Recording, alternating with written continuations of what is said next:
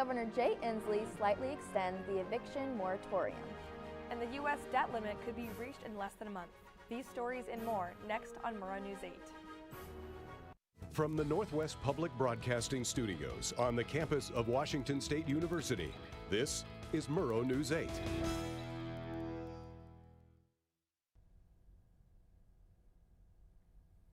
Good evening, I'm Aspen Shumpert. And I'm Cameron Baber. Welcome to Murrow News 8. Governor Inslee protects renters by extending eviction protections to October 31st due to counties not getting relief funds out fast enough. Landlords are prevented from evicting tenants for any past rent due owed from February 29, 2020 through July 31st, 2021. Since August 1st, renters have been expected to pay full rent. According to Census Pulse survey, for the weeks of from the weeks of September 1st through 13th, approximately 57,000 households statewide are currently not paying rent, and more than 147,000 have no confidence they could pay next month's rent. 49,000 said it was very likely they would have to leave their home due to eviction in the next 2 months. Analysis from the Bipartisan Policy Center says the federal government could run out of cash and start missing payments as early as October 15th. This analysis, which was released on Friday, has Congress debating whether to lift Americans' borrowing cap. However, Republicans and Democrats in Congress have shown no signs of stalemate over raising the debt limit. An arrest warrant has been issued for Brian Laundrie in Wyoming after the body of Gabby Petito was found in Bridgerton, Florida on Sunday. Authorities say he was last seen on September 14th and is centered around Northport, Florida. The search for Laundrie continues in Carlton Reserve today after the search yesterday yielded no leads. Spokane is hiring Gerald Hayes as the city's first civil rights coordinator. The hiring comes after a years-long struggle to fill the position to help with the city's updated and strengthened civil rights laws. Hayes has served on the Spokane School Board since 2015 and was elected its president in 2019. Hayes hopes his new role will affirm and protect the power of the community. As shortage of bus drivers continue in Spokane, families are scrambling with delays as the school district works to solve the problem. Durham School District Services provides services to the Spokane School District, but has been struggling with the hiring of drivers. According to the district, bus routes will be affected and students should expect different buses to pick them up. And the CDC director is overruling a recommendation that refuses to endorse booster shots for the Pfizer vaccine. The ruling clears the way for a third booster shot to be administered to people 65 plus years old or 18 plus with severe medical issues. Where the CDC disagreed was on a vote to allow frontline workers to receive the third booster shot. Millions of shots could be made available as soon as next Friday. The first draft for Idaho legislative district boundaries gets mostly positive reviews. The Commission's initial draft plan for redrawing Idaho's legislative district boundaries combined Latah County with the northernmost corner of Nez Perce County, including the northern half of Lewiston, into a single legislative district. Copies of the draft and district maps can be found at legislator.idaho.gov. And some good news coming from the Veterinarian Teaching Hospital. According to WSU Insider, a bunny who traveled from Seattle to Pullman was treated with radiation therapy when its owner found out her pet was diagnosed with thymoma, a tumor in the thymus, an organ that is part of the immune system in the chest cavity. This little guy is named Chester and quickly became popular among the staff. Chester responded very well to his treatment and is back home with his owner. A team co-led by WSU scientists offers an alternative way to understand and minimize health impacts from human-caused changes to the climate and environment. Their work shed lights on the way that food systems affect and are affected by climate change and air pollution. They're offering a framework to assess the overall health impacts from multiple parts of the Earth's natural systems. Students in Horticulture Club are back in the greenhouses, working to earn a scholarship. Our anchor Aspen has more. Let's rewind back to spring 2020, pre-COVID-19 shutdown. The WSU Horticulture Club had around $53,000 worth of plants growing in their greenhouses for their largest sale of the year, Mom's Weekend, which got canceled. The pandemic put a huge financial strain on the Horticulture Club. During the shutdown, co-advisor Jamie Holden tended to the greenhouses, keeping plants watered, and was able to hold sales by appointment. We had a lot of the community members being like, what are you doing? Where do we get our plants? Because the Hort Club is known for our plant sales. So when it was all up in the air and people didn't know what was going to happen, we still had lots of buyers lined up. These appointment sales during the shutdown reduced their losses to only $30,000. Thankfully, normalcy mostly returns for fall 2021. Students are back in the greenhouse for hands-on horticulture. The club just finished their succulent sales on Terrell Mall, selling over 600 succulents. Club president Cora shared with me, none of this year's students are returning members from before the shutdown. The sale was also a way to recruit new members, showing them a glimpse into the horticulture club. Everything from seeding to growing to eventually selling these plants are done by all of the students a part of the club. The Horticulture Club provides opportunity for hands-on horticulture, and students who join earn a scholarship based on participation. So unlike other clubs, the Horticulture Club actually pays for students to put in the work. And then that money at the end of every semester, I believe, it goes directly into your student account for tuition. So especially during the pandemic, that is going to be huge for our students because it's hard for kids to find jobs right now, and it's especially hard to balance school and working. Education and enjoyment are the main focuses of the club. The club welcomes students outside of plant sciences to come learn and even potentially become a plant hobbyist. As for now, the club is getting ready for their poinsettia sale. Information on meetings and activities can be found on their Facebook or the Department of Horticulture website. Reporting in Pullman, I'm Aspen Shumpert with Murrow News 8. How does a local couple manage having a child while also managing their jobs and a food cart? And a local school in Spokane finds a way to encourage kids to eat new foods. Find out more after the break. This is the story of a boy who is very sensitive to lights and sounds. So he built secret hiding places where nothing could get in. The boy didn't like looking people in the eye. It made him feel uncomfortable. One day, he found out he had something called autism. His family got him help, and slowly, he learned how to live with it better. Early intervention can make a lifetime of difference. Learn the signs at autismspeaks.org. Days, months, Hey, I'm Jim from across the street. years, I'd like to give you this. a lifetime can rush by without realizing what we're missing. We lose some of the best moments, some that may never repeat, Come on. or detach from people around us. Our loved ones grow used to this pattern, but it doesn't have to be that way. We have a choice to take action.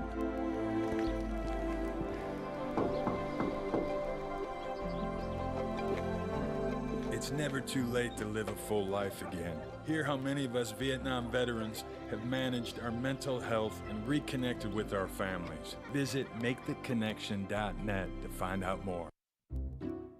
I'll never forget the day our landlord called and said, read your lease. No pets allowed. My owner tells him my dog ate the lease, but that didn't work. And now I'm stuck in a shelter. But this pit bull is ready for a new crib. I'm loving, loyal, and play well with others. So don't be intimidated by all my muscles, because the biggest one I have is my heart. That's right, I said it.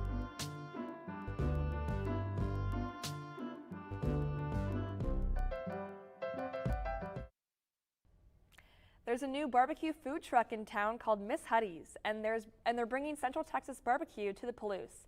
Derek Storm has the story. Tim and Molly Schatzko have a lot on their plate, literally. Tim is the shop teacher at Pullman High School, and Molly's a professor in the Murrow College at WSU. They have a 5-year-old daughter, Hudson, and they both own and operate Miss Huddy's, a barbecue food cart. With all those responsibilities, how do they find time to take care of all those things?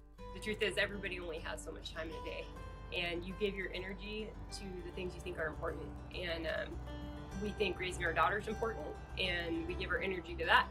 And we think cooking barbecue is important, and we spend a lot of time doing it the best way that we know how. Some nights I'm more busy and I'm spending more time prepping out the cart, and then other nights she's busier, so we kind of alternate who's in making sure Hudson's doing okay and getting dinner going and all that stuff. So it's definitely a team effort.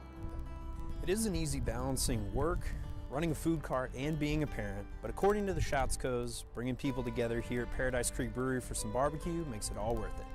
Pullman's a really special place, and I think bringing barbecue and watching people experience joy through food is something so fun. We want you to meet new people, and if you come, talk to those around you, because it's a small town, right? So let's get to know our neighbors better, and let's enjoy it. Miss Huddy's will be at Paradise Creek this Sunday at 11, and you can follow their Instagram for more updates on when their next cook will be. For Murrow News 8, I'm Derek Strong.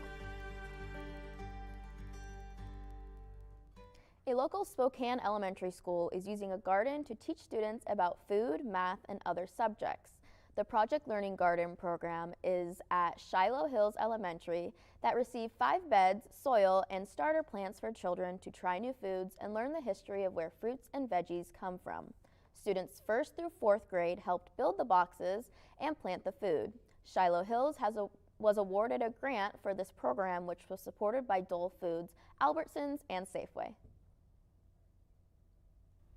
Students are invited to participate in a pilot program for new diversity training series called Equality 360. Through a combination of coursework, Equality 360 immerses students in the work of diversity, equality, inclusion, and social justice. WSU is one of the first universities in the nation to provide students with such a comprehensive training program.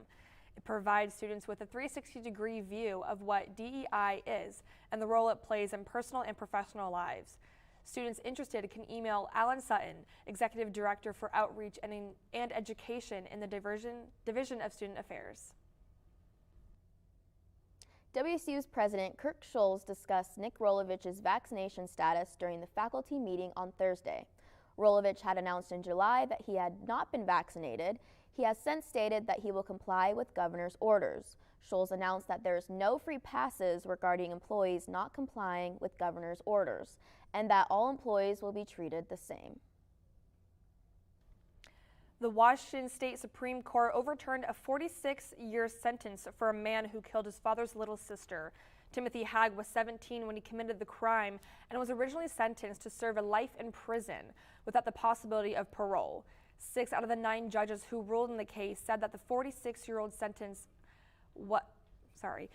for a juvenile was unconstitutional because it amounts to a life sentence, depriving them of a meaningful life in society.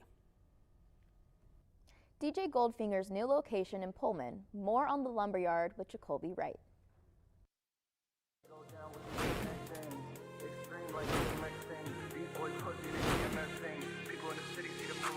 With the recent announcement of the return of DJ Goldfinger in his new location called the Lumberyard, many people, including Goldfinger himself, have been expressing their excitement and anticipation for opening day. I just recently heard about the new place he's having. I think it's a great thing going to happen. I mean, Summerfield before was a great success out here in Pullman. I'm feeling good. I think the look of this place is awesome. I'm really excited about it.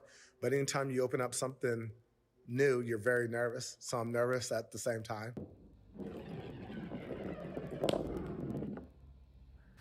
Now, DJ Goldfinger has been working on this new location for an entire year. But he says that after being told no multiple times, he is determined to get this place going. You know, I'm a do what you do type person. So I'm just going to do what I do. I'm just going to play songs that I feel like other people like and songs that I like, and hopefully we connect on that. While Stubblefield may be a thing of the past, the Lumberyard will continue to have an affiliation to it. Goldfinger says he plans to bring back the old stubby glasses. So for those of you looking for a good time, be ready on October 1st and 2nd. With Murrow News 8, I'm Jacoby Wright. Washington State is seeking backup from other states to address nursing staff shortage. And the National Association of Manufacturers named a new board member. Find out who when we come back. There was an old woman who lived in a shoe. She had so many children, she didn't know what to do.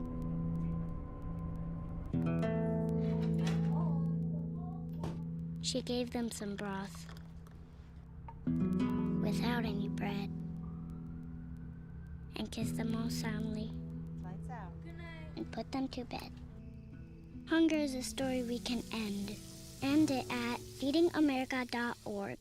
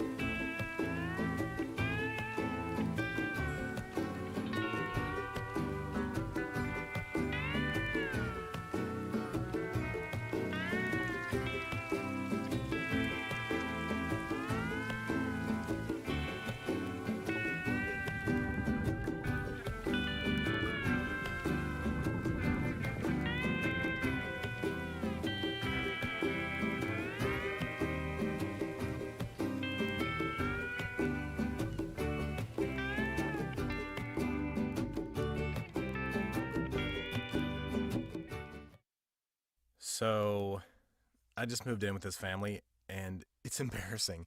The little one, he likes to go outside and crawl around in the giant litter box. I don't know what he's doing. I mean, I was born and I knew how to use the litter box. Look at that. That's disgusting. Oh, poop already. You're making me nervous. Oh, okay, I can't look at this anymore. I really hope he grows out of this, for his sake. State health officials are asking for backup for Washington's exhausted health workers. While other states are also in need of help, the State Department of Health has requested more than 1,200 workers. Staff shortages were very much present before the pandemic, but COVID-19 increased the burnout of staff. State Secretary of Health, Dr. Umair Shah, told the Spokesman Review that they'll likely get far less workers than requested, but will continue to do everything they can. The National Association of Manufacturers is naming David Whitehead to its board of directors. Whitehead is the CEO of Schweizer Engineering Laboratories in Pullman. The move will help bolster the NAM's leadership group. It is the largest trade association in the country with over 14,000 members. SEL designs and manufactures digital relays for the power industry around the world. All right, let's take a look at our forecast for today. We're going to toss it over to Henry with our weather. Hey, thanks, Cameron. Well, today we're going to continue one of the recent trends in Pullman that has been sunshine. So today we're going to have a high of 78 and a low of 45, making that overall today going to be a nice Friday. So tomorrow we're going to hit Tomorrow's going to be much hotter. It's going to be at 81, sitting at 50. So this weekend is going to look really nice, which is unusual for this time of year. It's fall, so enjoy it while you can before it starts to get colder. And especially with that 6-mile-an-hour breeze, nothing better than that over the weekend. So if we go to now the whole entire state, the word in the state too is also sunshine. Even in Seattle and Olympia, you're getting 72, 77 as highs. They're mostly cloudy, but even for them, sunny. It's September, it should be raining. Yakima, Tri-Cities, all over 80. A little warmer there, and they are as clear as day. And if over in Spokane, they're basically the same thing as Pullman, both of them sitting at 78 on the day. Now taking a look at this 5-day forecast.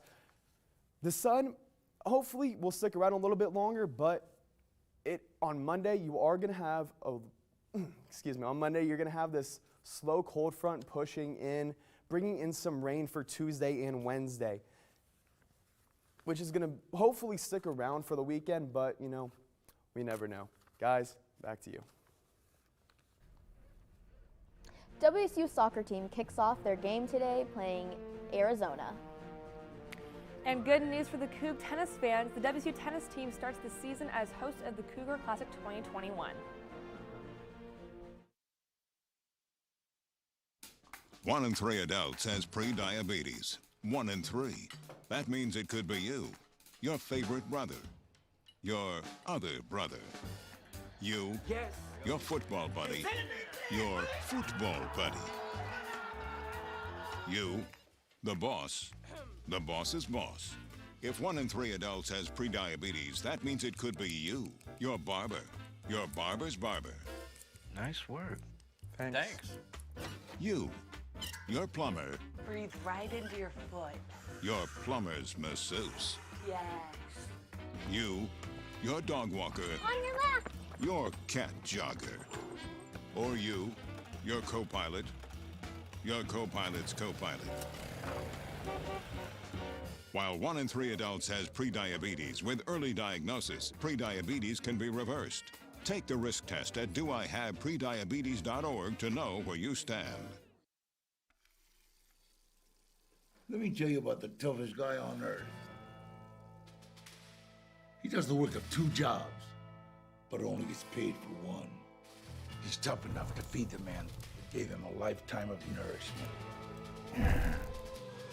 He has the crazy strength to lift the man that raised him up without even flinching. That's right. No employee of the month bonus check here. This guy, no, this warrior, will always be by his father's side, even if his dad will hardly remember. Good luck finding a gym to train for that. If this guy isn't the toughest guy on the planet, then I don't know who is.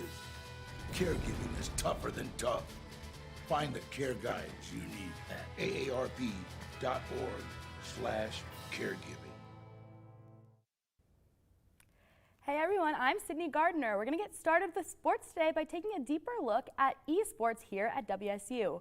Murrow News 8 reporter Jackson Scarum has more. Washington State University esports is a bigger deal than most people think. Many of the players on teams go from focusing on academics to practicing every day like traditional sports. And personally, I should know. I'm the captain of the gray team at WSU for Valorant. When we get home from our day at college, we're putting time into strategizing and aim training. And the fact that Washington State University put in an esports lounge for us to do that in person together is a huge deal for all of us. It makes us feel noticed. Lucas Abrahamson and Gabriel Del Rosario, the vice president and president of the esports club, talk about the lounge and how it feels to get noticed. To have something tangible when, video games are really all online and you can't really physically have a video game, but to have a room on campus where the university says hey, we like what you're doing, we think what you're doing is important, man, that is a feeling I can't get over anytime soon. I do believe that WSU is having a concentrated effort in getting collegiate esports off the ground, at least for our school. The esports lounge is a big factor in that. Gabriel also said that President Schultz from Washington State University wants to get collegiate esports off the ground. Things are looking pretty good for the esports club in general, but we don't really see a whole lot of advertising or people talking about the latest Cougar Valorant game or Cougar Overwatch game. We're mainly hearing about football and basketball. It definitely hasn't taken a hold in terms of spectator sports. I certainly don't expect that, especially not so early. Advertising has been a bit of a struggle when it comes to having people watch the esports teams play. But later this year, WC Esports Club is being featured in the student affairs. The future of collegiate esports is bright. As of right now, it's a bit of a waiting game to get noticed more, but the club is on the right track. WC Esports is a rising star, and it is only a matter of time until more and more people see what I already see in this organization, which is that it is fantastic for all things gaming. This is Jackson Scarum, Murrow News 8. WSU women's soccer kicks off Pac-12 play today with their game against Arizona. The Cougs are looking for a win over the Wildcats, who have won the past 6 matchups.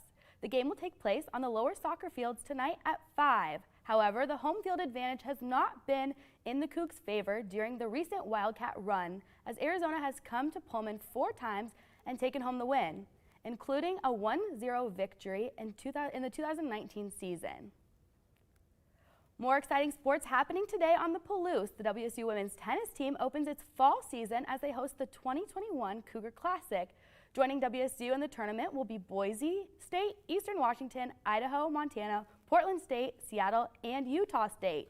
The Cougs will be represented by seniors Savannah Lee-Wen in the Crimson singles flights, as well as sophomore FIFA Come Home in the Gray singles flights.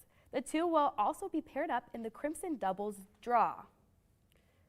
WSU football hits the road. The Cougs kick off against Utah on Saturday at 11:30 a.m. The biggest question everyone's wondering, who will play in the quarterback position? Regular starter Jaden DeLaura is still hurt after suffering an apparent knee injury in the last week's game. So Jarrett Garantano and Cameron Cooper have been splitting the team's first team reps. You can watch the game on the Pac-12 network. And over on the west side, the Seattle Mariners are now the only two games back off a wild card spot after completing a 4-game series sweep against the Oakland A's yesterday. The New York Yankees are in the second wild card spot now, but with 9 games left in the season, they have a tough stretch, which means if the M's keep winning, they might see the playoffs for the first time in 20 years. And the Seattle Kraken take the ice for the first day of the first ever training camp. That's right, the season is officially open, and the Kraken are preparing for their first preseason matchup against the Vancouver Canucks. That will take place this Sunday in the Spokane Arena. The event is expected to be a sold-out crowd of more than 10,000 attendees. That's all for sports. Back to you guys at the desk. The grand opening of a tap house in Spokane and when their big event is being held. Find out next after the break.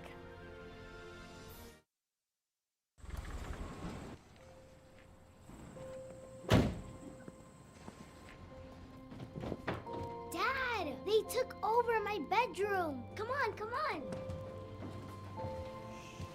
Okay, Dad. 1, 2, 3.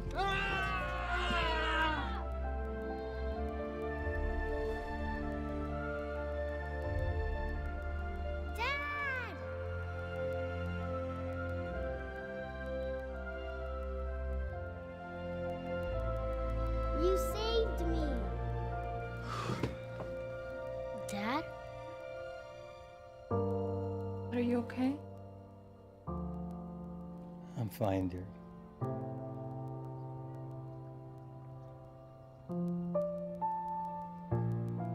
Your hero needs you now, and AARP is here to help. Find the care guides you need at aarp.org/caregiving. There. Can I tell you a cat joke? Just kidding. Why did the girl ask the mushroom to dance? Because he was a fun guy. What do you call a pig that knows karate? Pork chop. Why was the basketball court all wet? Why? Because the players kept dribbling all over it. Can I tell you another one?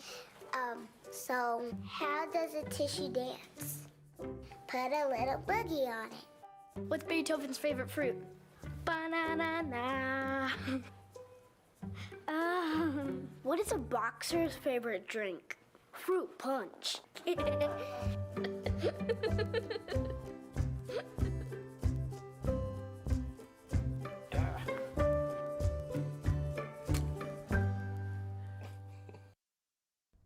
A local cidery and winery in Spokane is having a grand opening of its new tap house. The event is taking place on October 7th and will include raffles, games, and cider.